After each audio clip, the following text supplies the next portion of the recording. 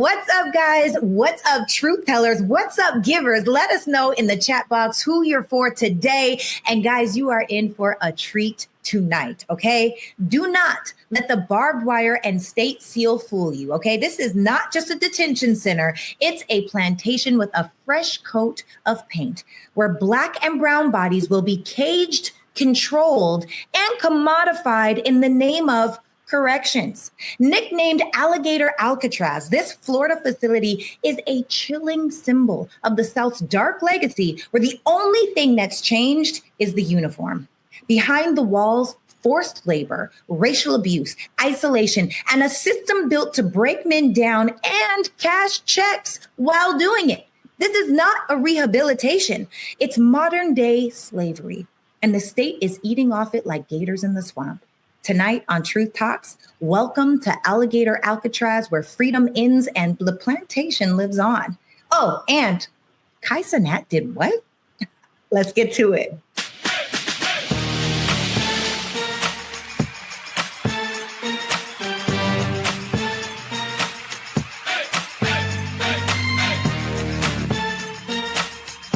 Are y'all ready to roll?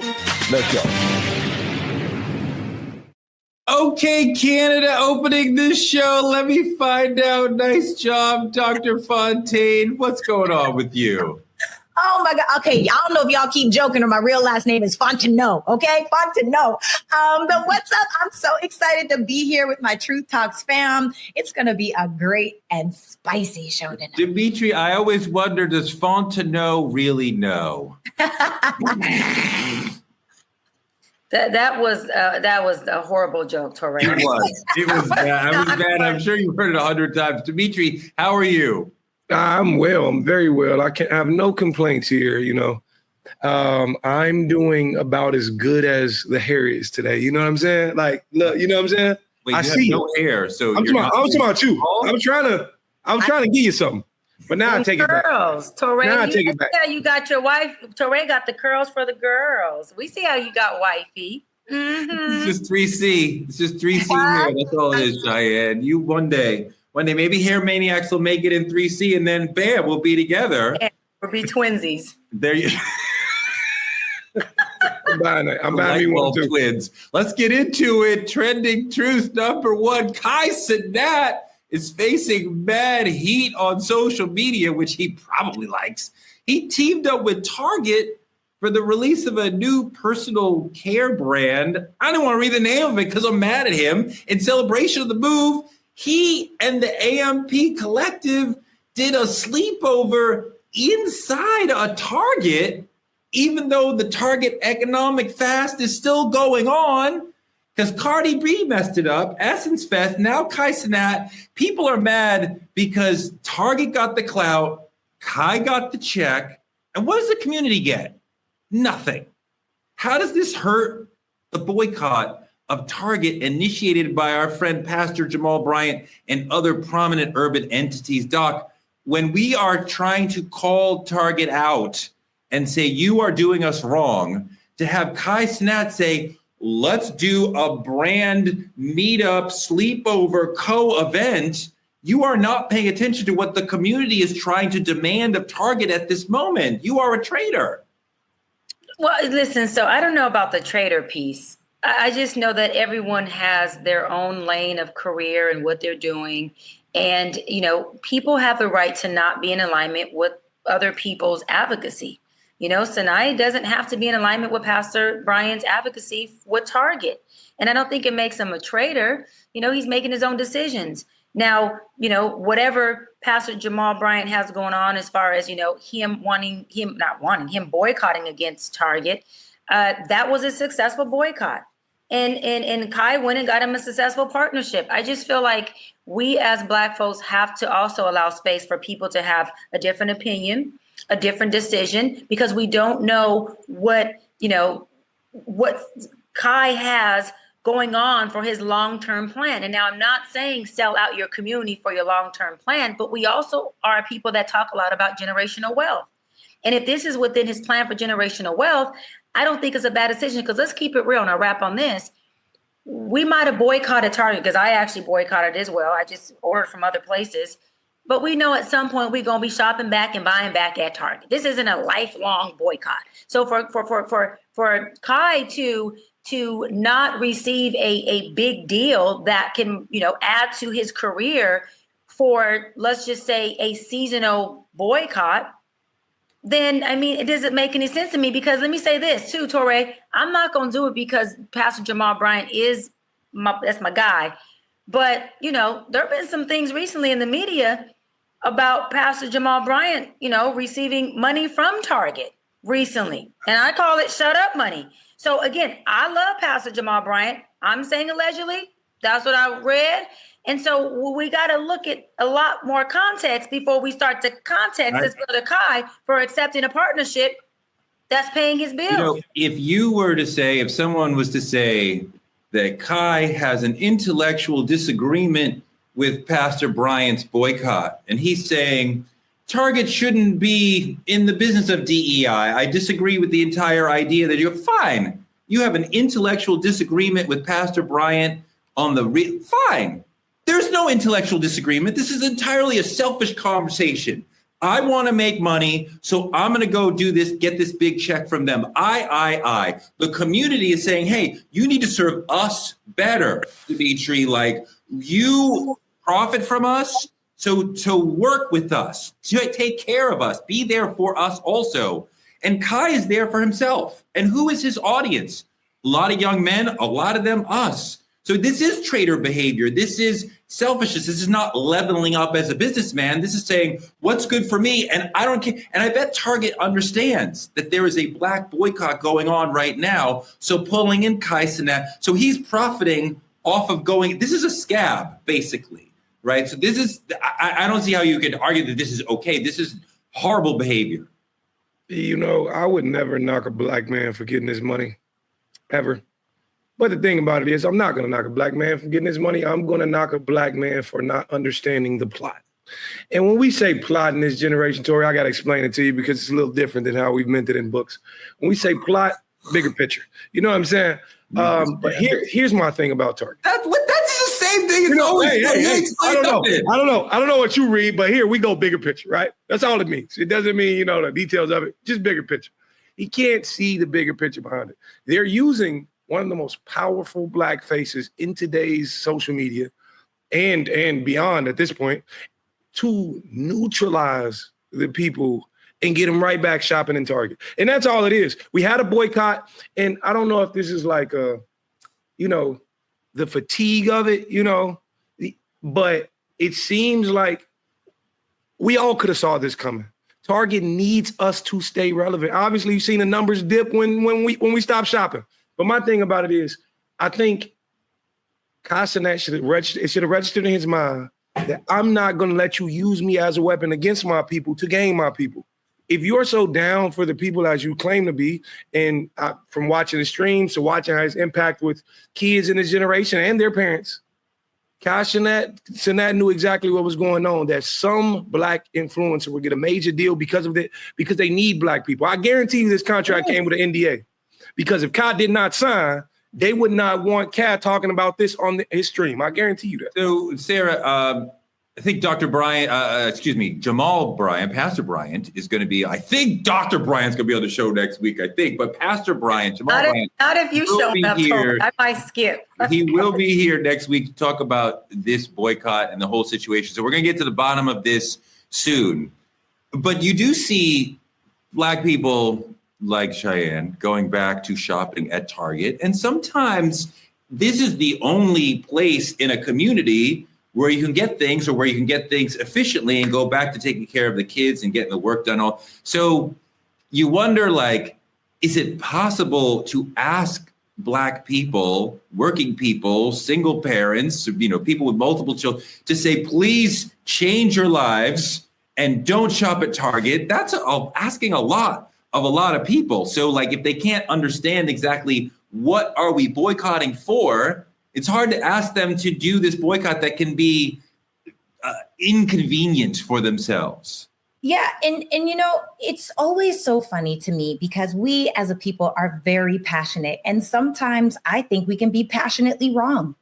And what I mean by that is we all have this. If that were me, I would never. Well, it's not you. And it could probably possibly never be you. If you had an opportunity to sell a product and off top, let's say we don't know how much you got paid, but maybe it's $5 million, $10 million. That is creating generational wealth for his family. Right. And I get it. He doesn't understand the plot, but it's so funny to me when people are so like, oh, he sold out, he this, he that. Did he really? This has been going on for so long. Also, we have already established them getting rid of DEI was more of a benefit to white women than any Black or brown person. It was not as beneficial as people think that it was. And so when you actually look at the details, is he wrong for putting another Black product inside of Target? And who knows, maybe in his contract, he's like, I also want to have these other products that were put in here. We don't know what happened in the contract. We don't know what the deals are. All we know is that this man is taking a stand for his own. And what this really says to me more than anything is we need our own Target. We need to have a company like Target that is Black owned, where we can have our products so that we can stop canceling each other based on our own beliefs and opinions and biases. We're benefiting Target, Doc. He's benefiting from Target at this moment while we are boycotting. That's not okay. That is traitor behavior. That is going against what the community wants for his own selfish benefit. Like, oh, I'm not hating on a Black man being generational. Yes, I am. And he is helping the oppressor and benefiting himself. That's what Stephen from Django did. That's what we talk about when we talk about house slaves. You guys are saying the house slave is right to try to enrich himself on the backs of other people. They're interested in him because we are boycotting him. So he's breaking the boycott. I don't know what you're talking about. Like, this is the definition of traitor behavior. That was actually a really good pull, Torre. That was a good one. But you're right. And I think a lot of people in the masses don't even understand what the boycott is about or what we're asking of the boycott. And I think it's very important to note that, it's a little extreme. It can be a little extreme, but they've been asking Target to honor this $2 billion pledge that they made to Black entrepreneurs. They've been asking Target to invest I think it was like $250 million into Black owned banks, adopt 6 HBCU businesses and retail programs. And then they was asking them to restore and reinvent these DEI initiatives. So it's not, a lot of people don't know what they're boycotting Target for. It's just when Black people be like, hey, well, let's stay up out of there. And they just believe it's with good reason, so they stay up out of there. But that was a really good pull you made there. Yeah, and that's what I was going to say. I was going to pretty much, say that I don't think Kai is tripping off of whether he knows about this advocacy plan or doesn't. I don't think that is a defining factor in whether or not he's taking on a deal. I think he's looking at it like this is an opportunity to make more money. This is an opportunity to expand my brand. I don't even think he's considering. Now, whether folks think that's okay or not okay for him to consider the community and the impacts of it, that's their own subjective opinion. But I just feel like he is a young man who's in the pit of his career and he's trying to run the check up as much as he can. And Target ends up being another check that he runs up. Now, again, folks in the chat, say whether or not you believe that Kai is selling out the community or not selling out the community. I don't have a strong opinion on either side. I just know I don't call a young Black man or anyone for that sake selling out when they're making their own adult decision to do something. Sorry. Listen, I don't think because, Torre, I come on here and I say, everybody here on Truth Talks, how it would benefit our community better if we did X, Y, and Z. And if Dimitri decided he didn't want to come along that ride, he's not a sellout. He don't want to roll with those plans. It doesn't matter. What I want to benefit doesn't have to be in alignment with what Dimitri wants to benefit. We are allowed to have our own thought process, our own decisions. And it's like a lot of times that you talk, Torre, you sound very dictatorship and controlling. If people don't join the movement, then they are a sellout. If people don't join this decision, then that is a problem. That is not true. I have the right to not like them damn curls and still be okay with that. I don't gotta like the No, I mean, if the brother had an articulatable intellectual idea around, hey, I disagree with the boycott because of this. You could have a reasonable idea. He could say, you're not going hard enough. I want you to go harder on Target. I don't think you're going. Fine. This is specifically, I am here to profit for myself, standing on the backs of Black people. This is the definition of sellout behavior. And if we were really on point, we would cancel him for this because he is purposely saying, I am going to enrich myself at a moment when Black people are saying, Target is not our friend. So he is an ally to white supremacy when we are all saying they are the problem and we're going to hold them accountable. And he's saying, no, this is not a disagreement. If you wanted to disagree, that's fine. You're not disagreeing. You're just saying, give me money. And if you give me money, I'll say whatever you want. This is soulless. And I don't expect any more from Kai because he is a good performer, but he's just a brainless performer. He's not an intellectual. He does not talk about politics. But it's not an excuse to say like, oh, I had no idea. You have been used by the white supremacist system to counteract a Black economic boycott. That is selling out. You're doing it for your own personal gain. That is selling out. Like, I don't even understand how we can add it up any other way. Right. And to your point, Ray, he is expanding and upgrading his own Black social economic empowerment and status and wealth. So hold on. I look at it at a duality for himself. But when this man, as a Black man, socioeconomically enhances and advances, that is a one-up for our community. And for him. For him, but that he is a part of our collective. So now, hold on, wait a minute. This is good, Torre. So now he's not a part of our Black community or our collective. That's not how collective economics works. He makes a decision that's against your subjective agreement. So you believe because he's not doing what you believe he should do, which is aligned with Jamal Bryant's Target boycott, that he is now no longer he's not Black anymore. He's not Black and no, he's not a part of the collective. The question is not if he's Black or not. The question is not if he's down for the culture or not. I think to Torre's point, when you look, it's an extreme statement, but to a degree, it's exactly what selling out is. You went against everything we as a collective said we would stand for to profit on your own end. Because here's my question. And this is, you made a great reference, Dr. Bryant, in terms of a way to look at it. But in another way to look at it, if you're so easy to fund our influencers, why can't you fund the programs? Why can't you fund what we're asking you to put money into? You see, so it's a tricky situation, but I think, in my personal opinion, it's something, because we talk about generational wealth and him needing to build it and, advocacy for that Black man. But the thing about it is you had that already. Like, you have deals with everybody. You didn't have to take this. This is part of why a lot of us hate billionaires, because you can't amass that kind of wealth. You're talking about Kai's generational wealth. He's not close to a billionaire, but he's trying to amass generational wealth. That keeps coming up in this conversation. You can't get to billionaire status without stepping on other people. You don't just get there because you worked harder than everybody. You are exploiting other people. That's how you get that large of a share of the world, of the money in the world. So Kai is, to what you're saying, trying to get to generational wealth by stepping on this boycott, by stepping on what Black people need from Target, by saying, I'm going to help Target when Black people are trying to hold Target accountable.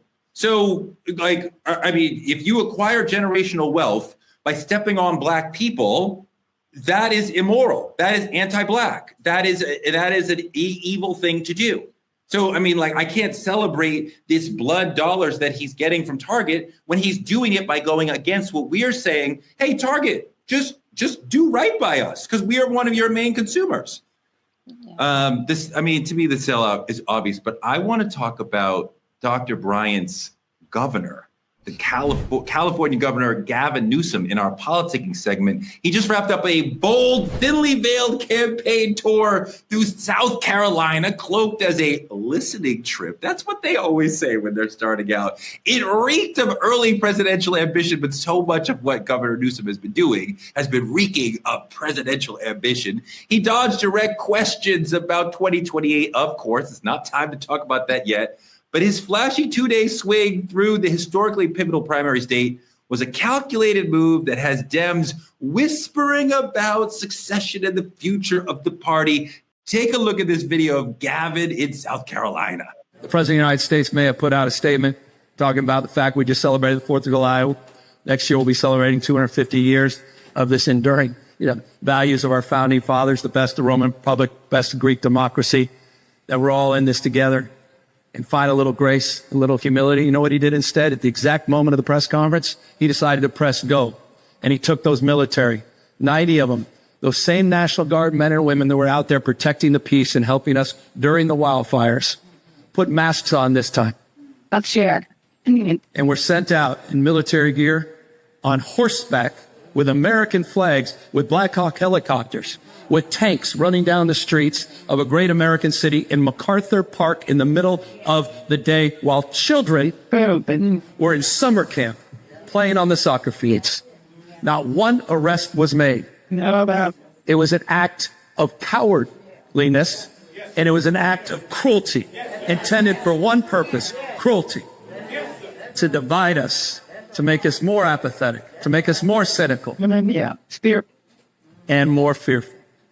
Yes, sir. We cannot let him win. We cannot allow him to win.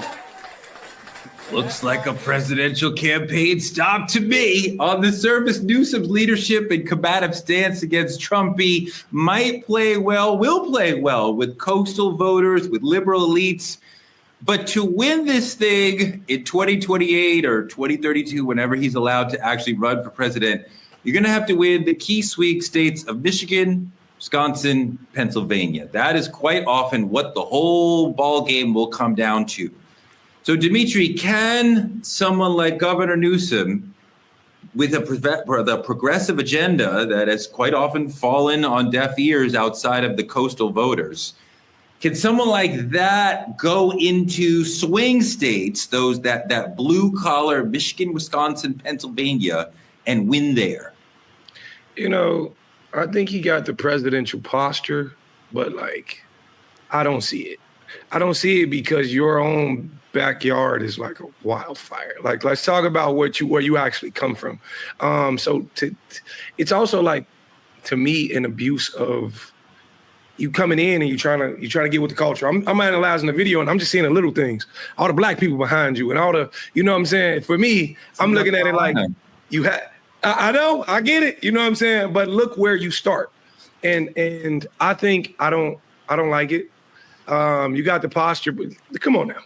Like what? South Carolina, what do you want? If it was white, that's Jim Clyburn. He runs South Carolina. What are you talking about? And still, the video, the angle, the scheme, I don't think it's him, not me personally. Okay. Cheyenne, look, this is your governor. He moves like a global leader. California is the 6th wealthiest area on earth, but the state does have problems with housing affordability, people leaving, exodus, public safety situations. California has problems. Every state has problems. And as Dimitri is saying, Dimitri's kind of saying if you can't fix California, why should you be president? I think that's a very complicated question. But what do you think about how he has been as a governor of California when you want to map that out to can he be an effective president? I think Dimitri makes a great point. If your household is in chaos, then what you doing at mine is trying to help me figure out how to organize mine. I think he makes a great point. We've had a lot of disaster in his term as governor. And not that things didn't get handled. The folks in California aren't very happy with how he handled them. Of course, there was resolve. There were a lot of times where he looked more laxed or on vacation during our California crisis. And folks have a problem with that.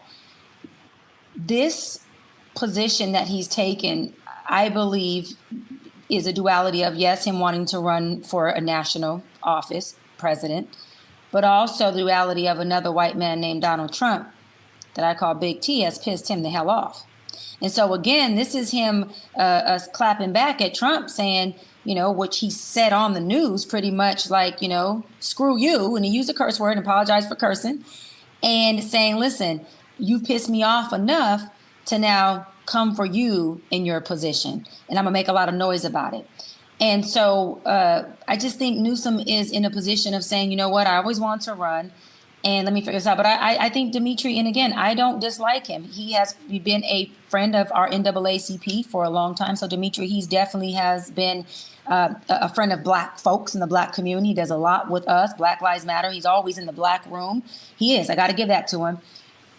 But I find, and I say this respectfully because he is our governor and we have a relationship with him, that his bark and his promises have been louder than his results and his actions. And I do hope that regardless of where he goes in office, that he's able to align his actions so that people can not only believe in him, believe in his leadership, but they can start to believe in leadership in politics again in general. Sarah, I don't know if Gavin will be the nominee. He might be. He is a very serious contender for that. We could throw out some other names who might be there. Maybe Cory Booker, maybe AOC. Certainly some people who we wouldn't even think of at this time. Gavin is an interesting conversation because Dr. Bryant is correct that there are issues in California that he will have to answer for. Mm-hmm. Any executive is going to have specific situations that, well, what about this? What about this? I mean, no state is just like easy to run. There's no state that like everything is perfect there, so you should be president. You've made Iowa perfect. Usher him into the presidency. Like that does not exist anywhere. Right. So, Gavin will be able to say, hey, I had big issues, right? I have more preparation for the big questions that come at you as president because I'm dealing with the biggest economy or one of the biggest economies in the world, much less in America. I think he's an interesting candidate, as Dimitri made reference to. If Hollywood was putting together a presidential kid, like he looks president, right? He looks like that thing that we think, like if you ask people, what do you think? They would think of Gavin Newsom, and that stuff matters. Yeah. I think that he's doing the best that he can with all the issues that have been around. I'm not against Gavin either. I think, good for him if it happens. I also think that in order to be a politician, you have to be strategic, calculated, and intentional. And people were outrageously offended by what Trump did. And so I think it was really smart, strategic, and calculated for him to go and create an opponent. One of the easiest ways to rally people around you is to have an opponent. Well, in this case, a lot of people are against Trump. Why not lead those trails? So I think that he's just doing what a politician does. I also just want to say super quick off topic. Thank you so much. There's a name to Christian Bennett for our super chat just now. That was pretty awesome. We love you. But coming back to Gavin Newsom, I think that ultimately, he's done his job. He's playing on heartstrings. He's being calculated. He's being strategic. I don't know who else would run. Possibly the people that you named. I don't know, but I could see that being a guy that could beat Trump. The governor, it's such a strange. What do you mean beat Trump? What are you talking about? If he ran in 2028 is what I'm saying. What are you talking about? He's been president twice. He cannot run a third time unless we change the Constitution, which is not going to happen. But you never know, though, the way Trump is. He might. But if Trump is running in 2028, then the Democrat has no chance because we're not having it's not going to be a real election. We're not going to have real votes counted. I mean, didn't Trump say none of those real votes happened in the last term? We don't know. We never know with this man, is what I'm saying. That's all. I'm sorry. We know what happened in 2020, correct? This is correct? A joke, yes. He said they counted the votes wrong. I'm just saying. I don't care what he said. You know who won in 2020, right? Yes. Who won? Joe Biden is what you're talking about? Well, yes. I mean, yes, there's still people on your side who are like, I don't know. It's still up in the air. I just want to make sure. If Cindy would have been, I just want to make sure we're still on the same page. Yes, absolutely. Whew. Okay. All right. Speaking of Republicans, It's going to be a rough segment for you. Let's get into some real talk on our main topic. No bullshit. We have Alligator Alcatraz happening in America. It's Cenat. It's a modern day slave camp with barbed wire and bad PR and a nickname. Alligator Alcatraz. That is disgusting. In Florida, where prison labor is still legal under the 13th Amendment, detention centers like this, wow, that picture is really hard to look at. Oh my God. People actually live in there. These detention centers are functioning as profit machines. Florida's prison system has long blurred. Jody, don't make it bigger now. You're killing me now. Florida's prison system has blurred the line between justice and slavery. This is racially skewed. This is a new slave camp under the guise of dealing with illegal immigration. I'm going to show you a video about what's going on in Alligator Alcatraz. Look at this. You know, snakes are fast, but alligators are. We're going to teach them how to run away from an alligator, okay? If they escape prison. U.S. President Donald Trump traveled to Florida Tuesday to inspect the site of a controversial new migrant detention center dubbed Alligator Alcatraz. Now, this remote facility is being reconfigured at a cost of $450 million U.S. to hold undocumented immigrants in the middle of the Everglades. Is the model going forward, Mr. President? It can be. I mean, you don't always have land so beautiful and so secure. We have a lot of bodyguards and a lot of cops that are in the form of alligators. You don't have to pay them so much. But I wouldn't want to run through the Everglades for long. It will keep people where they're supposed to be. This is a very important thing. We've got very red states that should be doing this just as much as Florida's doing. That will increase their numbers. And then what happens is you'll have a lot of people that will deport on their own because they don't want to end up in an Alligator Alcatraz or some of those other places. So I think this is a model, but we need other states to step up. The Florida Everglades to open America's newest migrant detention center. It's incredibly built, and you're seeing that yourself. That's why I said let the press join us on our walk so they can see what's happening. It's known as Alligator Alcatraz, which is very appropriate because I looked outside and that's not a place I want to go hiking anytime soon. But very soon this facility will house some of the most menacing migrants, some of the most vicious people on the planet. We're surrounded by miles of treacherous swampland, and the only way out is really deportation. And a lot of these people are self-deporting back to their country where they came from. Dimitri, you know, the 13th Amendment allows involuntary servitude as punishment for a crime. So prisoners in Florida are working for pennies per hour, and they are under the threat of punishment if they refuse. But I assume you also know people who have done time, right? Yes. And we understand that the way folks are treated when they are inside, and that looks like extremely horrific beyond what you get in a normal prison. When we treat people horrifically when they are inside, that is bad for society. Most of them will eventually come out. These people are not supposed to be in here forever. This is not CCOT. So even if they are released to other countries, or they are traumatized, they are a danger to society because they have been damaged deep in their soul by being kept in a horrific place like this. What do you think? You know, it's amazing to me how much this resembles what slavery is. It's the same ground.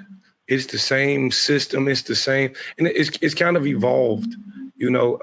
Now they're calling it corrections. It's just amazing to me when I'm listening to Trump and the way he's speaking about these malicious, some of the most vicious people in the world, and just the verbiage he's using. It's no coincidence this is the exact same land. But the government trying to model this thing in other places like Florida, Mississippi, Louisiana, anywhere, calling it's inhumane, in my opinion. Yeah. It's absolutely ridiculous that the idea of like, you can view these things and still stomach. And I think the picture of actual Trump and his party standing there and his people standing there is probably the most inhumane. It's ridiculous because they're viewing it as if this is an animal shelter. They're viewing it as if this is normal. And I hate this. I hate this for us. I hate this as people. I hate to see, I can't even say we went back, but we evolved to this point. It's their new way of doing exactly what they've always done. Sarah, there's an aspect here of forced labor disguised as rehabilitation, but there's also just straight lying because they're telling us this is where the most vicious people will be. That is not at all true. ICE is grabbing lots of people who are law-abiding, who are working, who are paying taxes, who are not at all criminals at all. So, I mean, children, yes. So, if you tell Americans we're going to house the most vicious people in the world here, well, that creates a sort of moral justification for some people, not for a prison abolitionist, but for some people. But I think the average person could see this is a disgusting way for a government to treat people, even if they have broken something like the immigration law.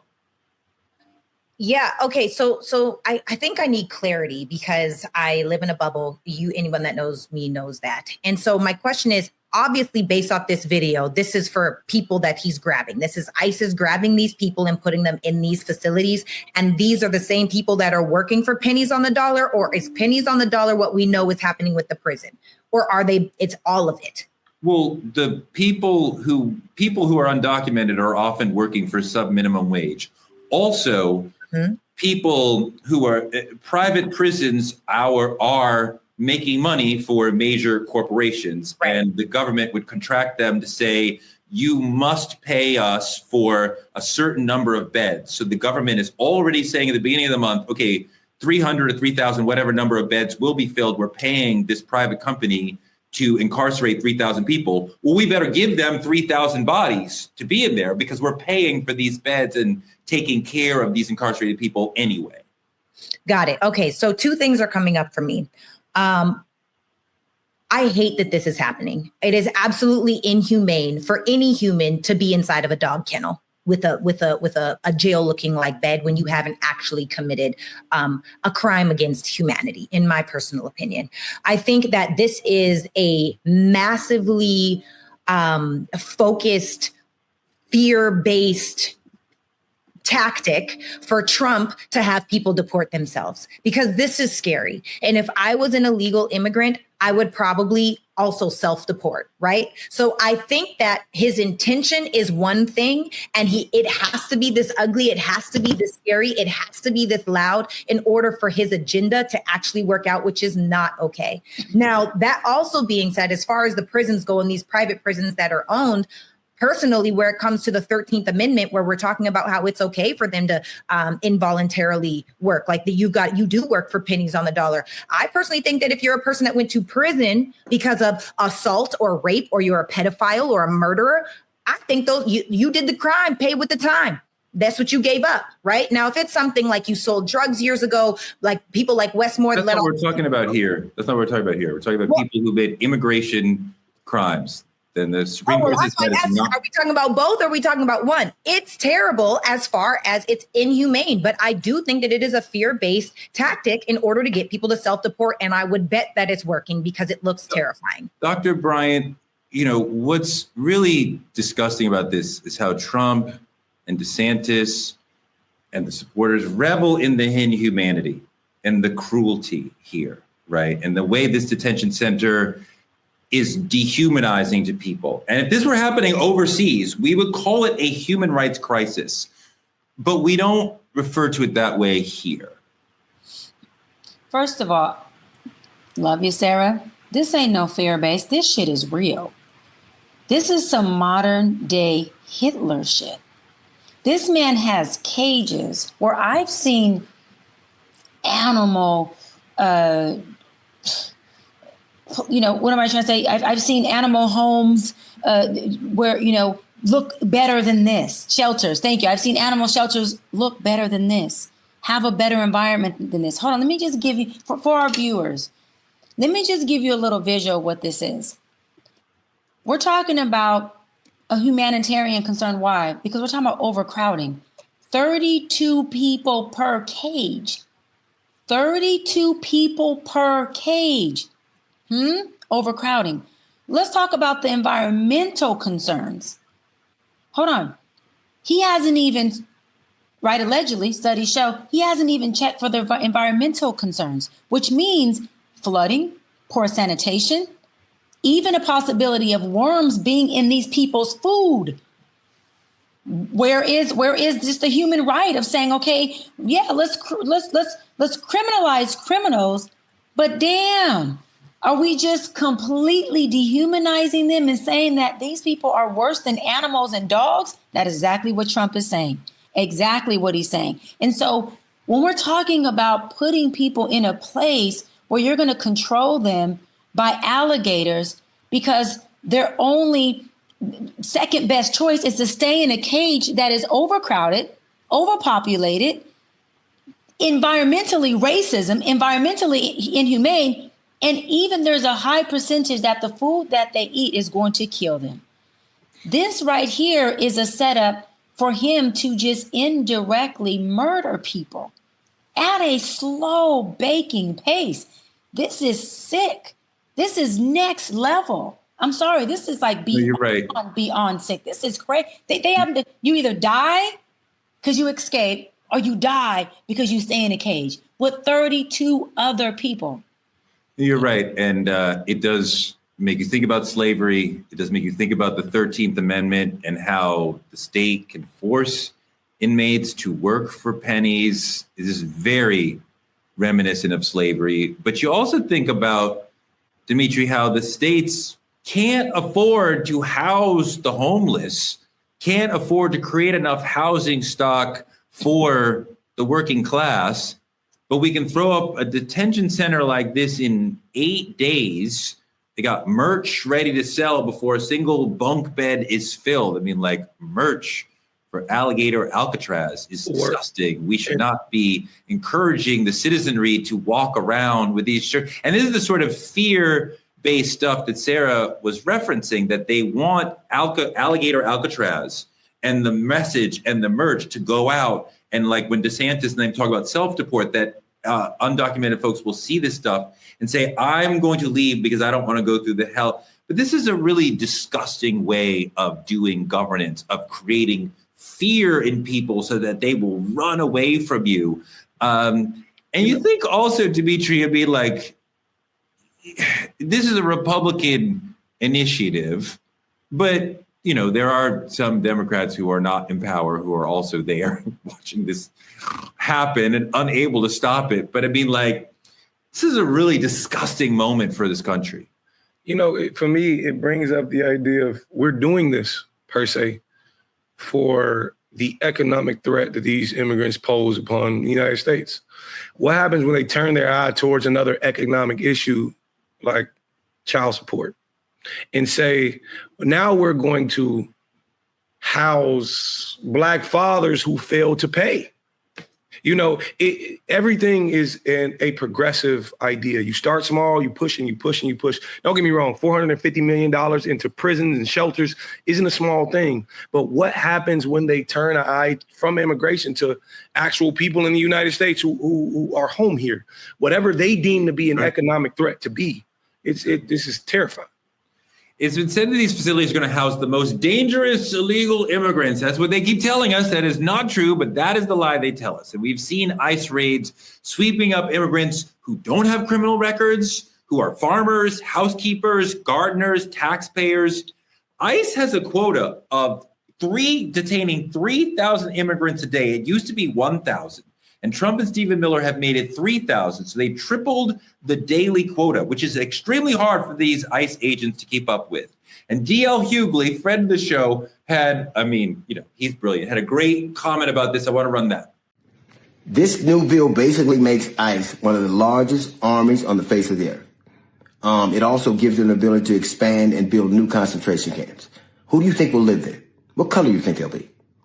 They also specifically went after people that were on farms and construction sites and hotels. They didn't go after the people who were criminals. If they wanted to, they could have went to the Department of Justice and used their roles and cleared out our prisons. They didn't do that. 70% of the people arrested today so far have had no criminal record, but they do have the skill. So they're going to put them in places like that. And Trump said yesterday, we're going to make deals with farmers and construction companies and the like to make money. So the government will basically sell people. All these Black and brown people who thought you wanted cheap eggs, who thought you think things would be better, you really helped reinstitute modern slavery. You wanted cheaper eggs. Now they got cheaper labor, and people that look like you got bondage. Thanks a lot. He said he wants to grab criminals and they're going to workplaces. We don't usually find a bunch of criminals at workplaces. Also, ICE and the National Guard are out here on horseback, storming into parks in LA where Latino kids are playing. Like, this is disgusting. Who are you searching for in a park? A family to break up? Like, what are we talking about? The Trumpers will love to tell you that this is not about ICE. It's about illegal immigration. But there's over 660,000 documented white European illegal undocumented immigrants in this country. Where are the invasions of Polish neighborhoods? Where are the invasions of Russian neighborhoods? There are communities of white European undocumented people that they could be grabbing. And yet it seems like it's always brown, black, and pro-Palestinian folks that they're grabbing. We cannot stay quiet and call this a new movement. Look at this. Let's stop playing games. These ICE raids are not about safety. They're not about law and order. They are about racism, period. They are targeting brown families, Latino, Mexican, Central and South American communities. That's who they're going after. And here's the disturbing proof. There are over 660,000 undocumented immigrants in the United States from Europe. Most of them are white. But you don't see ICE rolling up on Polish neighborhoods. You don't see raids on Russian communities. You don't see armed officers storming white spaces. They are only targeting brown skin. That is not immigration enforcement. It is racial profiling. In California, we just watched National Guard and ICE agents on horseback in riot gear storm a public park where families and children were gathered. That's a military-style operation, and it happened in one of the most diverse cities in the country. Now, yes, some leaders have spoken out. The mayor of LA, a few others, but Congress, Washington, well, they are either compromised or cowards, and their silence is deafening. Make no mistake, this isn't about immigration. It's about control, it's about fear, and it's about testing how far they can go. So no, I'm not staying quiet, and you should not either. This is racial targeting. This is a human rights violation, and this is how fascism takes root. We see it, we name it, and we stand up against it. This is racism, period. And we will not let it become the new normal. Please, my friends, stand in solidarity and speak out constantly against it. Please share. Thank you. Sarah, the brother is absolutely right. There's a lot of racial profiling going on because these ICE agents need to get, what we said, 3 times as many arrests per day. And quite often what they're doing is driving around until they see somebody who they think fits the profile and then grabbing that person. Quite often they're an American citizen, but the rush to get to 3,000 a day, which they are not getting to, means they can't do careful investigation. They got to just rush and grab as many people as they can, Sarah. Yeah. You know, I think that the scariest part about the ICE agents that are grabbing these people is the inflated idea of real authority, which turns into control. And just like police officers, I'm sure that a lot of these officers could possibly be those people that in high school never got any play. They were never popular. They were never the strong person. They were never good in sports. They were never whatever it may be. And so they have this false sense of, I want to feel so good. I want to feel like I'm the man or the woman, or I want to have that power. I want to have that status. I'm an ICE agent. I could take your power away. Oftentimes this happens with the mental concept of somebody that is abusing their power. And so the fear for me is now, what are these ICE agents doing to people that they could falsely say, oh, they didn't show me, because they're not asking for identification. They're not necessarily always asking, show me your ID, show me your this, show me your that. They're just assuming, and that assumption and that inflated sense of authority is the scariest thing on the planet. And then you mix that with the pressure to get 3,000 different people. I mean, it's a scary place that we're in right now. And I agree with this man. And the reason why is because if you start here, it could just continue to snowball into other cultures. Now, Black people, where are we going to go? Now they're saying we as Americans, I'm a dual citizen, but now they're going to say you belong in Africa. I've never been to Africa a day in my life. I don't know any family that I would have in Africa. And why is it that all of the white people that are here in America, why are they not European American? Why are they not Polish American? Why are they not Russian American? Why are they not those things? And yet we, coming from a different country, are African American. If it starts with one race, it can go on to another. I do think that it's important to speak up on. No, I think that's really true, Doc. I think that there's a false sense of authority that ICE is taking. This is the most powerful police force in the country. They show up, as Sarah said, without identifying themselves, without showing any sort of warrant or whatever, with overwhelming force and grabbing people off the street. These are kidnappings. This is not really detaining people. And they're quite often making mistakes, grabbing U.S. citizens. This is a very dangerous situation. Mm-hmm. Yeah, no, absolutely. And first, shout out to our Mayor, Karen Bass, for getting a temporary restraining order on ICE that was approved by the court. So she is doing all that she can here in our city. And so shout out to her for that. This is what white privilege and entitlement looks like. This is a representation of our president, our leadership, right? He has a false sense of authority, but is it really false? Because it seems like he's using his power and his authority for real life situation. This is not false. These are these people's real lives. These people are really getting snatched up, put in the back of a 2x2 cage of a van, and they don't give a damn if they know who snatched them up. And the ICE folks, officials, don't care if this person is an immigrant or not. This is all about how an immigrant looks. Aesthetically, if you look like you don't belong here, meaning if you look like you are not white, then that means you don't belong in America. Because to our leadership, Trump, America is a white country. Anything outside of that belongs in a slave camp or labor. He also said that for the immigrants that can prove or agree to just working in the farms, meaning labor jobs, that there's a possibility that they can stay here. But you can only be here if you're deciding and agreeing to do labor work for us. Which Trump? This is what they do already, idiot. Majority of our Hispanics are already cropping for us and agriculturing for us. They are labor workers. So now you're going to tell them that if they do what they already doing, after you demise them, dismantle them, dissipate them and their families, that they can stay or they can come back? What the fuck are you talking about, bruh? Are you in the America that all the Americans have been living in? No. The fruit that I buy, a Latino, a Hispanic, grew that, crop that, water that, farm that, labor that. What are you talking about, bruh? Our contractors, our gardeners, who are legal and who some aren't. How do you think it's getting done? Right. The majority of the labor work at the White House where you live, Donald, are at the hands of who?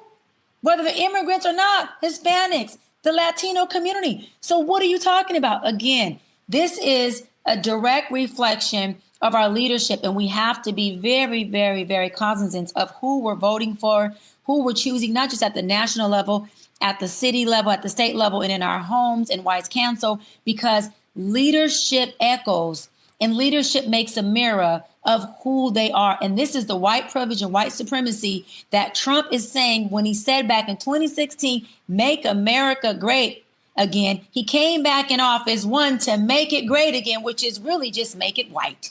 Because I'll end on this. To Trump, white is right. And if we can make it white, then it's right again. Big problem. Dimitri, we have concentration camps in this country now, right? I mean, like the comparison to Auschwitz is, look at this, look.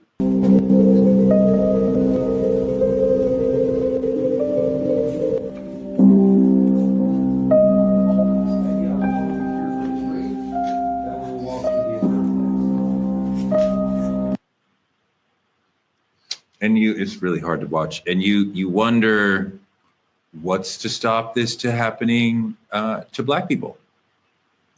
The thing about it is, like, if you really pay attention to the video, there's no cages there. There's cages here. It's can be deemed as worse, and to a lot of people. But either way, it's horrific. And I think they are familiar with how similar this is. And I think mentally, this is exactly what they're aiming for. And that makes it so much worse. You know, there's two, I want to move forward a little bit in this conversation, because there's two major companies in this country that manage the private prison industry, that they have the main contracts. They are the managers of the detention centers that this administration has heavily funded in the big, ugly bill. Look at this. Look at this video. The private prison industry is set for a historic boom, with President Donald Trump launching his mass deportation. Shares of Geo Group and CoreCivic rose more than 50% since the election. I've worked at CoreCivic for 32 years, and this is truly one of the most exciting periods in my career with the company. Meet CoreCivic and Geo Group, the two publicly traded companies that have come to dominate the private prison industry. Private prison companies, mainly Geo Group and CoreCivic, are champing at the bit at their prospects for big profits in 2025. It's insane to me that we allow private individuals to make money from the incarceration of other people. It's bad enough that the state does that, but to allow people, private citizens, to profit off of that is deeply problematic. These companies funneled millions into the Trump campaign in exchange for their government contracts, where you start to see the corruption. It's not just them, it's top corporations, it's builders, it's food contractors. All these sort of people are eating off of Alligator Alcatraz, while Trump blatantly buys loyalty with blood money for those slave camps. Doc, how do you stop this in the place where we are, where Trump has all this power, controlling media? Democrats can't really do that much. How do we stop something like this? I think what is most scariest for people is it feels like we are in a gridlock. It really feels like, for the first time, at least for my generation, right, being right at 40 and younger, maybe not the folks who are in the 60s or 70s who were already in the civil rights movement back in the 50s and 60s, it feels very gridlocked. It feels very, who is going to go up against this power? What is the strategy that we use? Who's big enough to be the big dog that goes in this big dog park against this Donald Trump guy? And also, this is the part that's most sad to me, y'all, is who can be sick enough and gamey enough and corrupt enough to fight fire with Trump's corrupt ass fire? Because you get somebody who is going to take down someone as sick and diabolic as Trump. It almost looks like it can't be someone who is just, a good-hearted person, very, very humane, believes in human rights, wants to do right by the book, because you're fighting a monster. Yeah. And so it feels like, where's the David with this Trump who is a Goliath, per se, right? And we're looking at it from a perspective of David only had a slingshot, and we're feeling like our slingshot is just not big enough for this damn Goliath. And that's just the essence of what I hear when I talk to people, because they're saying, well, even when I'm at my Democratic events, even when I'm at assemblymen, our senator, and our NAACP meetings, it's about strategizing on where can we place the power hitters. But watch this, y'all. Who are considered the power hitters in this? And who can really go up against this monster of a guy? The things that he's doing aren't things he just decided to do yesterday, are this term. Trump's been planning this from his first term and for the entire term that Biden was in office. This is a whole plan. And he got billionaires and other white supremacists and Proud Boys and other folks who have affluence, impact, and wealth to help him plan this out. So this is something that is going to take us longer than just a think tank to do. We got to take a little bit longer to unpack the David and Goliath thing. Malcolm Gladwell writes about that brilliantly. The slingshot was the gun of its time. So everybody in that scene, everybody who was there in that valley, when David pulled out the slingshot, they were like, oh, Goliath is fucked. But Stacey Abrams had an amazing bite. This is long, but it's really important, and I really want you guys to watch this. She's talking about the 10 steps to becoming an autocracy. Now, I want you to watch this and think about what step you think we are on right now, and listen to the urgency in our good sister's voice. Look at this. So start with winning an election. Mm-hmm. Usually the last one you're going to get to have for real. Number two, you have an expansion of executive power. The president decides he wants more than he's supposed to have. Number three, you start to make the Congress complicit. So you weaken them and you neutralize or neuter the judiciary. Like, the Supreme Court giving you unfettered power and saying we don't have the ability to stop things. Then you move on to firing all the people who know how to make government work. So you gut the civil service. And you do that because you want to break democracy so people forget the stuff that used to get done. So you can't get your Social Security check. So the CDC doesn't know what diseases are anymore. Then you put in place these loyalists, people who are only responsive to you. You put them in charge of the FBI so they go after your enemies. You put them in charge of the Department of Justice, the Department of Defense, so they can signal to their friends and tell them all about the evil plans that you have. Then you make certain that you break how we communicate. So you criticize the media and you create your own echo chamber of propaganda. You call it truth, even though you know you're lying. Then you go to the next step, and I call that step 7. So at step 7, you have to blame someone. You have to blame people for the broken government, for the broken promises. So you go after DEI. You go after the vulnerable, the dispossessed. You go after any community that doesn't look like what you think power should be. While you're doing that, you make certain that in step 8, you eliminate anybody who can help them. So you sue law firms that do pro bono cases. You go after philanthropies and accuse them of giving money to the wrong people. You go after colleges and universities that can teach people possibly what else they should know.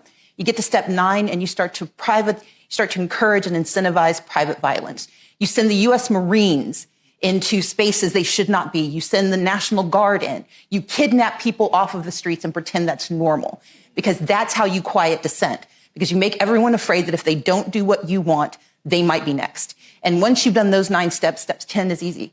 That's when you decide there won't be new elections, because everyone's either afraid, poor, broken, or complicit. I want to hear the folks in the chat talk about what step they think we're on right now. But Dimitri, where do you think we are on Stacey Abrams' timeline of moving toward autocracy? Man, we got to be close 8, 9. A lot of these things she's saying, we've heard already. Yeah. Sending the military into places they don't belong, pointing blame at what presidency should have been or what should have been done. We've seen all of this. And it's amazing to hear it play out exactly how she's, scripted it too. I don't know the timeline of this, but we have to be a good 8 or 9. And just like we were mentioning earlier, I know we talked about it as being, propaganda or unlikely, but that not having re-elections thing is something she mentioned. And how powerful that is amazing to me, but for sure 8 or 9. Doc, what do you think about where Stacey Abrams thinks we are moving toward? First of all, Stacey Abrams is a political leadership genius. Let's just put it out there. Sis should have ran in place of Kamala, not comparing, just saying. And she was one of the biggest reasons why Biden got in office. Let's keep it real. And then she's VP. I'm going to say this. Biden dropped the ball, left her hanging. Why was Stacey Abrams not VP to your term? But anyways, I think anything sis says is enlightening.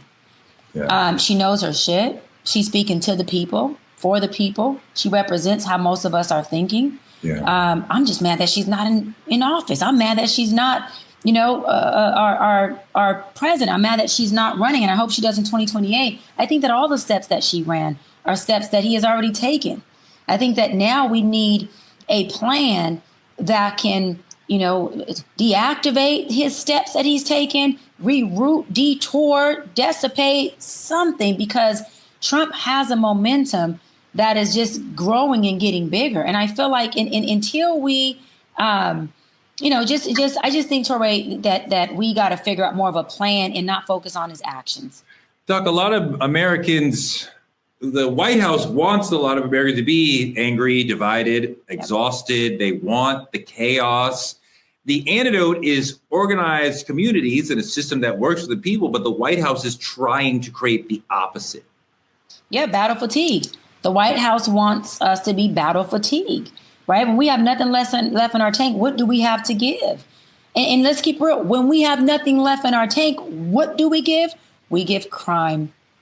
We give frustration. We give anger. We give division. We give fatigue to the point where we can't think, we can't strategize. So what do? Now you don't have to come overpower us. We just lay down the power. We're exhausted. We're tired. We're resourced out. We can't help ourselves. We can't help each other. So that means that what I've been saying for forever, that goes into him trying to create martial law. I still stand on that. This man is trying to overturn a democracy so he can be in complete dictatorship over us. He's already dictating us. We don't have to agree with it. But what he's doing, he's running the shit out of this country. He's not leading us. He's forcing, he's running, he's impeding, he's dividing. And that is all what creates martial law. And that is all what creates dictatorship, so that he can be in power and he can continue to pass down his power to where he wants it to be. And to the point where he eliminates everything that doesn't look right to him. And I've said this before, which for him is white. That's exactly what he's doing. And he's bleeding out what he deems to be the weakest link first. And he's making an example out of them so we all can see if we don't line up, if we are not in alignment with this man, guess what happens to us next? Although black folks was first, now it's looking like we could be secondary next. Sarah, a lot of people should be talking about Alligator Alcatraz. This is representative of kind of like the end of democracy. And like, yeah, guilty. A lot of media is more focused on different stories, maybe more celebrity stories. I personally have been doing a ton about Diddy and the trial last few weeks. And I know that Alligator Alcatraz is happening, but I'm like, oh my God, this Diddy story is everything. And I think a lot of media has been like that. And Alligator Alcatraz has gotten a lot of attention, but not necessarily as much as it should as far as what it represents, as far as, you know, the end of democracy and a seacot on our own shores. And do you think that America is addicted to black and brown punishment? Yes. And more than that, I think it's the agenda. It's the agenda. The agenda is to distract. The agenda is to keep us focused on something over here so they can do something crazy over there, so they can take our rights away, so they can put us into battle fatigue, so they can create chaos. Because the truth is, chaos is profitable in a lot of different ways. And it's not until we come together and work in groups where we're actually able, like, we need to focus on one thing at a time and focus on that. Because the truth is, all of these celebrities going through their stuff, yeah, it's juicy. It's like, wow, I didn't know. But how is that encouraging, changing, or impacting your life? It's not. We need to spend more time focusing on the things that actually make an impact, not just on us, but on our children, our children's children, and our future. And until we do that, we're going to stay inside of this battle fatigue, overwhelmed, overworked, exhausted. You know, Torrey, it's rarely said, but a big architect of all this like immigration bullshit is that evil ass Stephen Miller. He's a meme to him. Goebbels notorious from Nazi Germany. I think it's time media actually shines light on that, how dangerous of an animal this actually is. Like, out of all of Trump's allies, out of all of his grifting family and Stephen Miller has been in his inner circle the longest and is probably doing the most damage. But we all know, Donald Trump's ego tends to push people who shines brighter than him in his own circle aside. So I say we blow it up. And assign this to Stephen Miller just to piss Trump off. Take a look at this video. Just take a look at this video. Are these the neighbors that you want in your city? No. These are the criminal migrants that Kamala Harris brought into your community. And as swiftly as they came, Donald Trump will send them back. Und ehrt das Andenken dieser 7 Gefallenen. Listen, let's talk. I just want to for our viewers, y'all in the chat, listen, I just want to give you the psychological meaning of Alligator Alcatraz, just really quick, right? So alligator, primo danger, right? It symbolizes the unpredictable, lurking threats and death, using nature as a perimeter to subconsciously threaten them, escape, and you're dying. Let's just look at Alcatraz really quick, right? This prison was known for what? It's infamously known for the isolation and hopelessness. Naming this site Alligator Alcatraz evokes the same psychological cage where nature, not just bars, holds you in captive. I just wanted y'all to look at the entire metaphorically psychological meaning of Alligator Alcatraz. That's all I gotta say. You know, I'm gonna say this loud and clear and without apology. America did not end slavery. America evolved slavery. Alligator Alcatraz is not a detention center. It's a plantation with PR and legal merchandise for people to profit off. So you gotta ask yourself, how does the richest nation on earth still run on slave labor in 2025? If you're outraged, don't just scroll, organize. Don't just post, show up. Call out the corporations, the politicians, the profiters feeding off of humans in cages. If we don't shut this down now, they'll build 10 more before sunrise. So stay awake, stay loud, and remember, nobody's free until everybody's free. Beautifully said, Dimitri. Thank you for that. That's our show for tonight. Good show, guys. Like, comment, subscribe on our YouTube channel at Truth Talks-Live. Watch us simulcasting here on the Black Star Network after Big Dog Roland Martin Unfiltered every day. Support Black media at Cash App, Truth Talks Live, or any of the links on your screen. You can also support us by advertising with Truth Talks, like our friends at the Playpad in Atlanta, Georgia. Thank you to them for advertising on the show. Reach our over 10 million viewing audience by advertising with us. That's across all our social platforms and all of Dimitri's friends. That's about 1 million people right there. Small businesses and influencers partner with us by visiting truthtalkslive.com, become a VIP member of the Truth Lounge, and click on any co-host room. If you click on Sarah's room, somebody will jump out and say, "Stop being a victim."